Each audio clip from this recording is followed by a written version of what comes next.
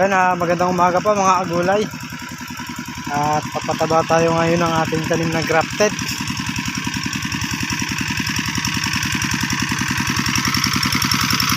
Naabaw na tayo ngayon.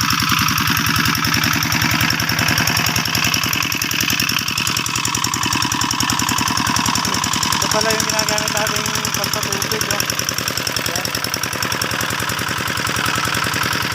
Well, naabaw na tayo ngayon.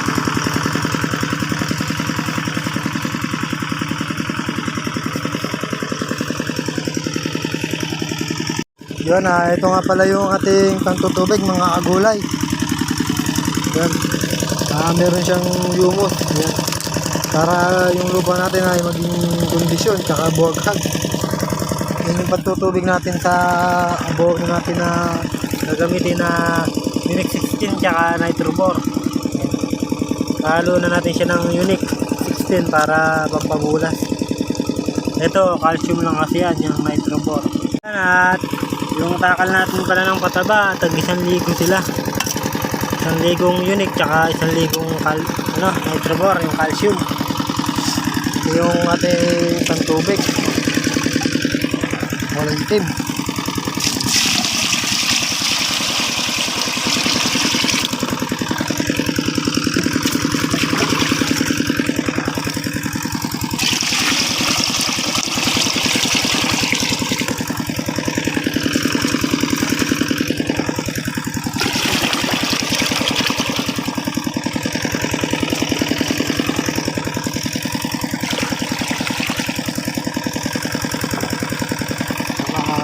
Haluin lang natin para malusaw yung pataba.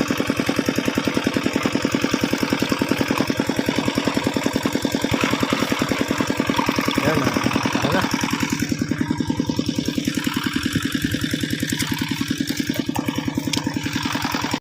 Yun, at nandito na tayo. Ano yung ating grafted, oh.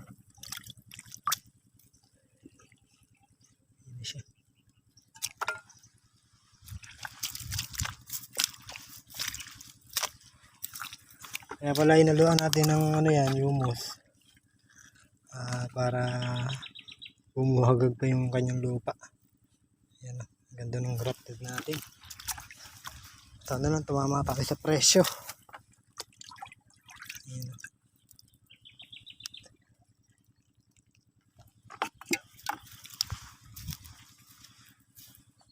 Halos pantay-pantay sila ng laki. Yan, parang natin sila papatabaan ng Unique, yung pampabulas.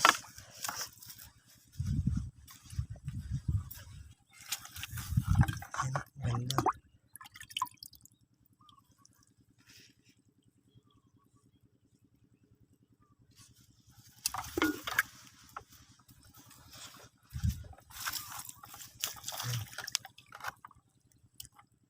Grafted ang patola.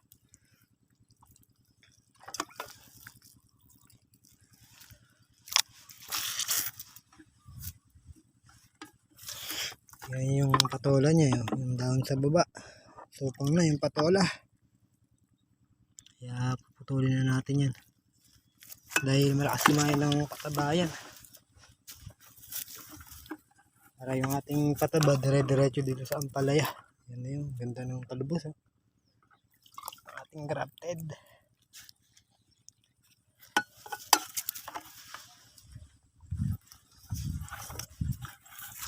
Ito naman yung diniliver na putol yung kanyang talbos, pero ayan nagtalbos ng panibago.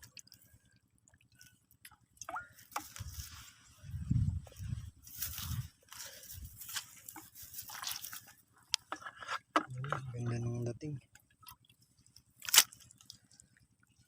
Ating grafted.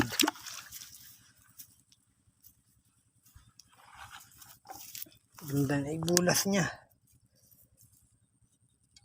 Yan yung patola, so kung sa ilalim. Yan, ang dahon yung patola.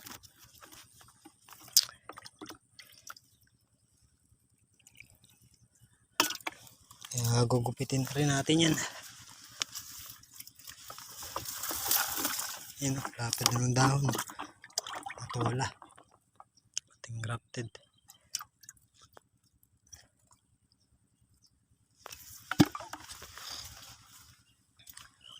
Ayan.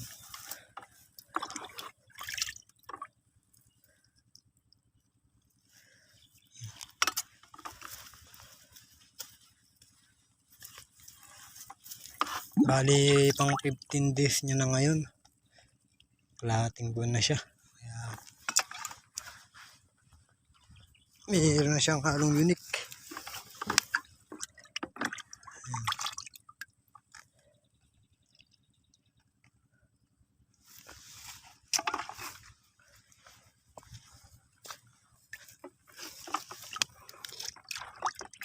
Panigang natin. Ang dami na ring bunga. Mamaya pala pipitas tayong kamatis. Dahil yung pinsan ko na ospital yung anak niya. Kaya di siya makakapitas bukas. Kaya mamayang hapon pipitas na tayo para mabawasan. Para di tayo matanghaliin bukas.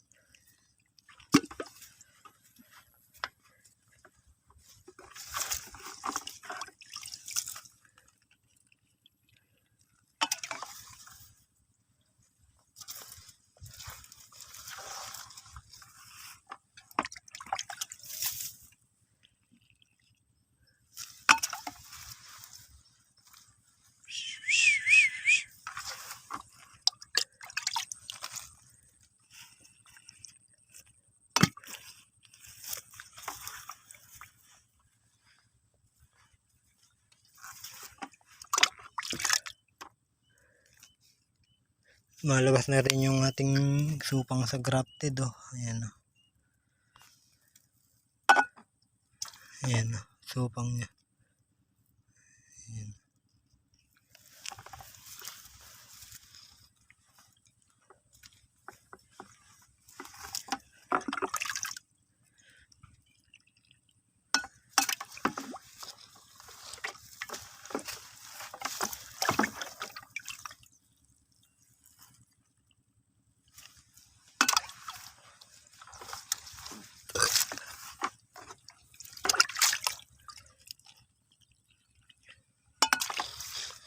Ito, dito naman sa dulo ng balak natin, balak na yung papa ko. Tatamnan natin ng kalabasa. Tatamnan ng kalabasa. Yung madamo na yan, oh.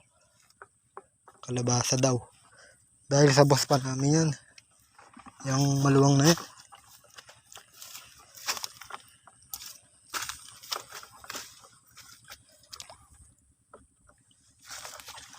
Ganito talaga ng grafted. Madaling alaga.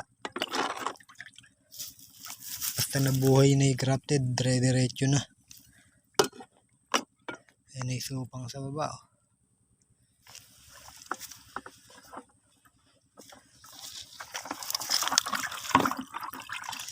Kamatis natin, madaming inog.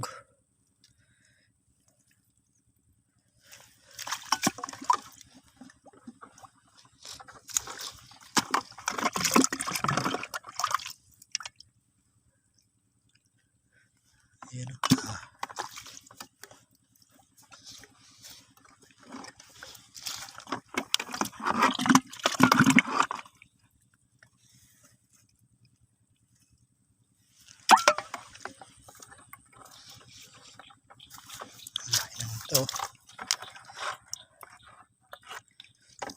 Ito yung pinakadugtungan niya ayun sa baba. Ito, ayun. Ayun, pinakadugtungan.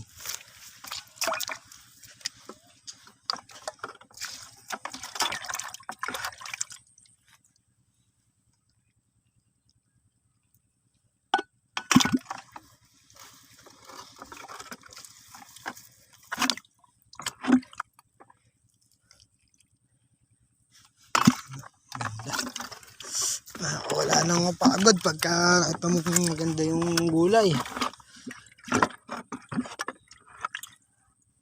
Kaya sana matama natin magandang presyo. Para bawi. Kumita naman kahit papaano.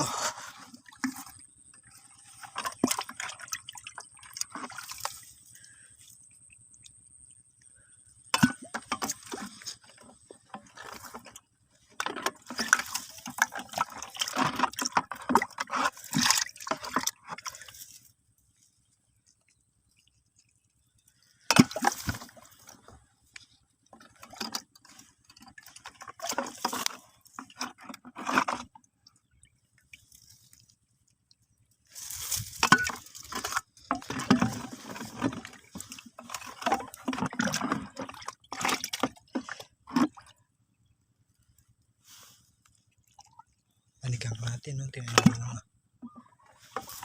Kaya lang, iba namatay nung nag-uulan. Hindi naman natin maiwasan yung may mamatay sa ating gulay. Pero kailangan may matitira. Mas madami matitira kaysa sa mga matay. Pero yung grafted natin, nasa 5 puno lang yata yung namatay. Sa 5 tray, 500 puno. 5 piraso yung namatay. Patolang nakasupang. Ayan. Dating yung patola.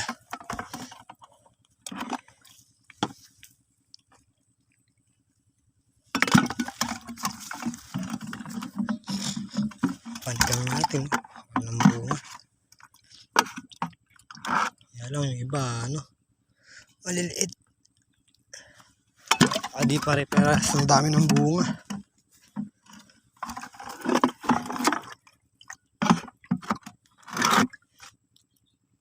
Yan ang grafted. Ang ganda ng grafted. Daling alaga ang grafted.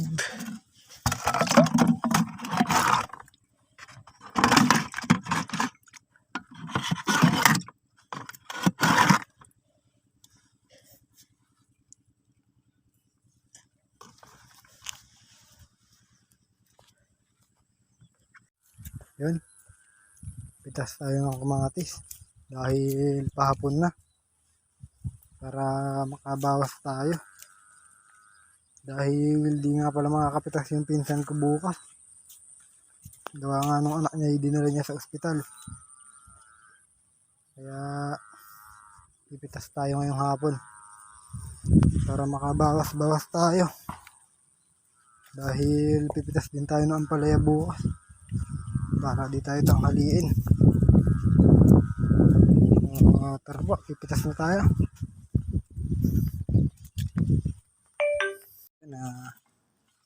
Harvest na tayo.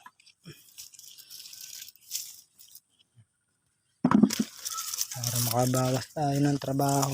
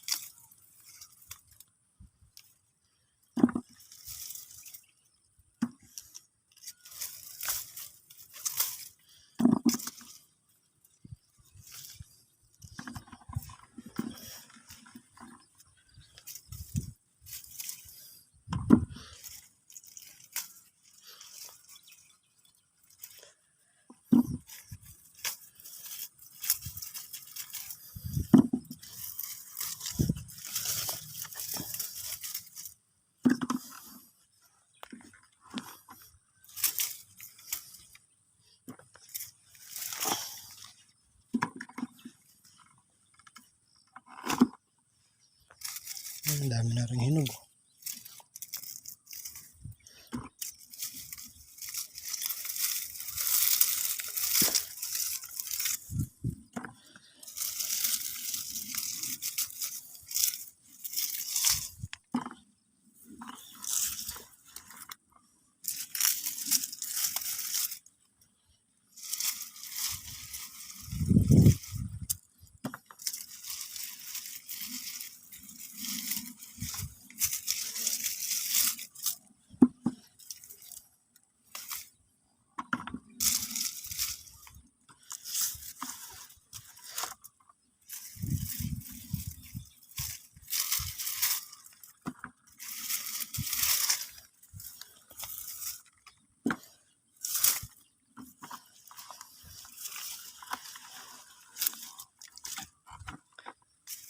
Kabilaan nga pala yung natin dyan.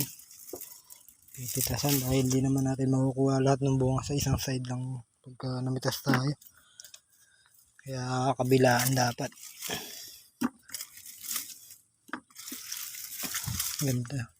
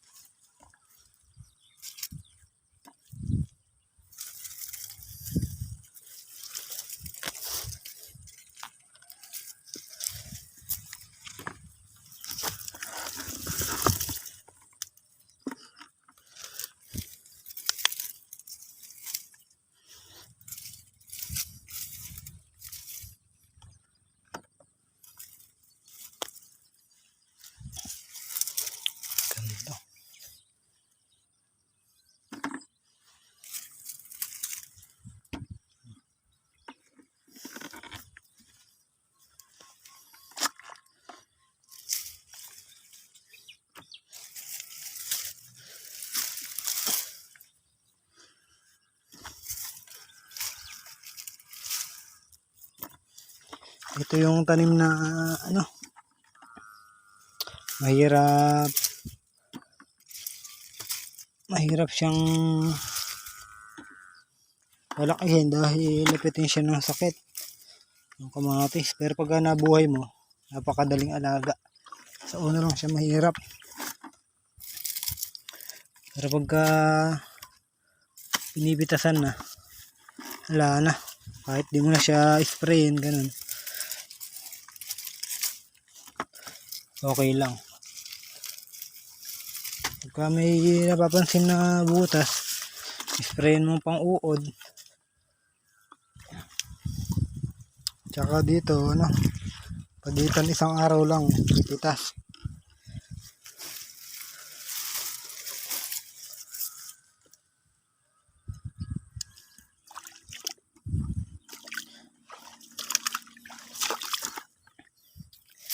Kaya lang mahirap siyang, may panahon na madali siyang buhayin, madaling alaga. Mayroon ng panahon na mahirap alaga, lapitin kasi ng fungus.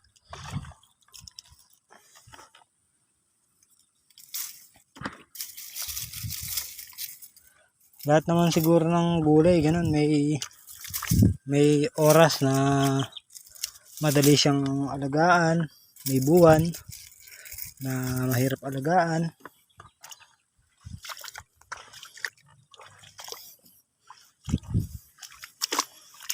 Meron naman buwan na madaling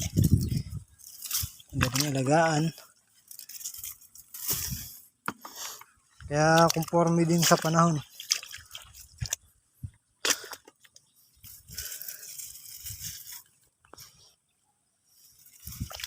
Kaya nga nung matatanda pag maganda yung ani, nakapanahon yung gulay.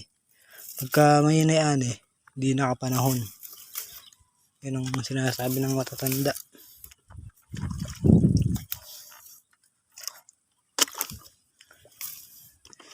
Kahit todo alaga ka sa gulay, kung di naman siya nakapanahon, walang ani. Pero pagka nakapanahon yan, kahit di mo alagaan, marami pa ding bunga. Pagka naman hindi nakapanahon, kahit anong alaga, walang bunga. Tsambahan lang din sa gulay. Tsambahan mo yung magandang presyo. Tsambahan mo yung mababang presyo.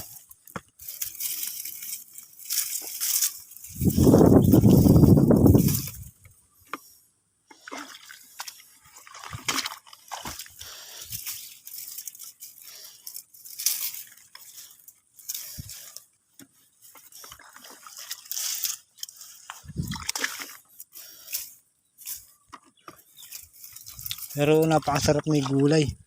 Dahil ilang buwan lang, mapapainabangan mo na.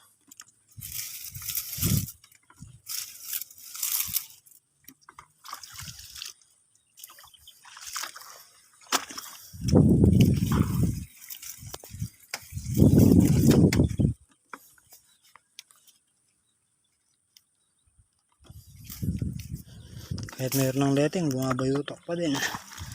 Dahil malakas na yung hangin pagkahapon. Yan yung panahon na lapitin ng sakit yung gulay tulad ng ampalaya. Pwede siyang magkaroon ng hanip dahil malamig na ngay panahon at magsasaka na ng palay.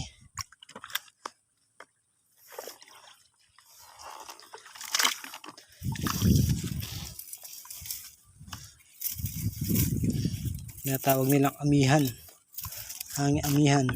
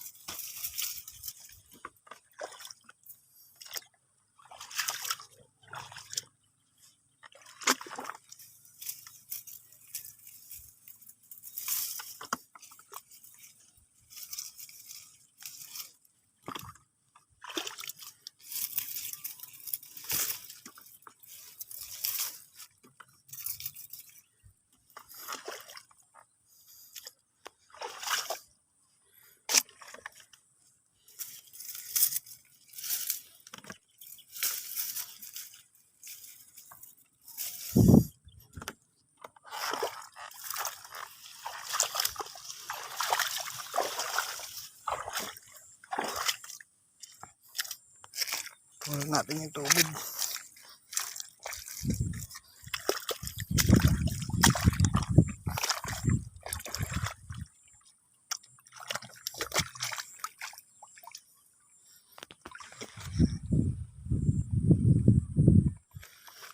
Nakaisang timba tayo. Kuhanin muna natin yung crates dun.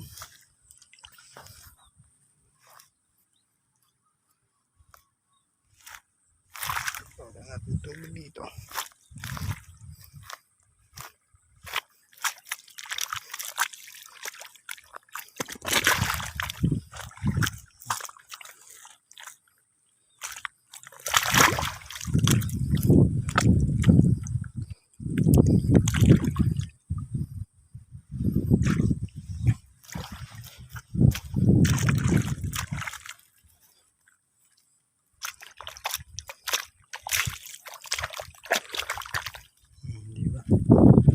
Para pagkasusunod na tubig